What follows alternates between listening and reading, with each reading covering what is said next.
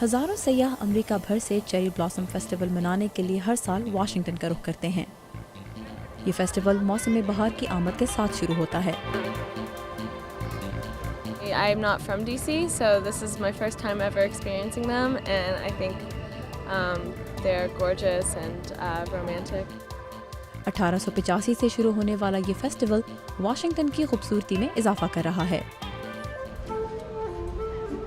अमरीकी अवाम के लिए अमन और दोस्ती का पैगाम देता जापानियों का चेरी के पौधों का ये तोहफा अपनी मिसाल आप है। It's always been one of my favorite things about this city, and I just think it's really beautiful, and it's my favorite time of year here in Washington.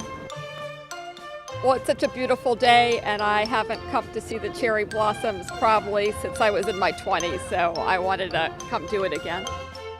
1910 में चेरी ब्लॉसम के पौधों की पहली खेप जापान से America लाई गई, लेकिन चंद बीमारियों के बायस इनको जल्द ही जला दिया गया।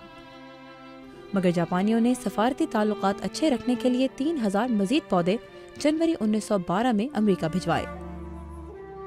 27 मार्च 1912 को उस वक्त की खातून अव्वल हेलन टैफ्ट ने जापानी खातून शेंटा के साथ मिलकर चेरी ब्लॉसम का पहला पौधा लगाया।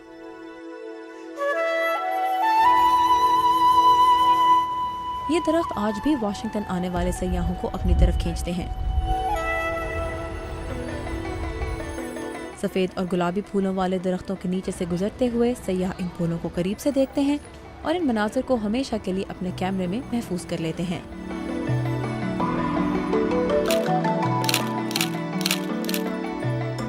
बच्चे इन दरख्तों पर चढ़कर और इनके इर्द गिर्द भागकर अपनी खुशी का इजहार करते हैं।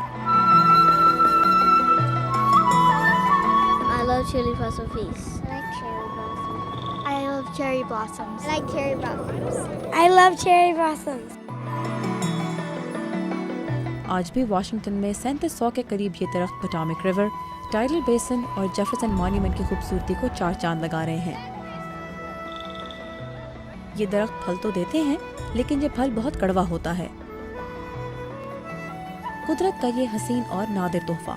अगर आपको भी कभी मौसम बहार में वाशिंगटन आने का मौका मिले तो आप चेरी ब्लॉसम का नज़ारा जरूर कीजिएगा।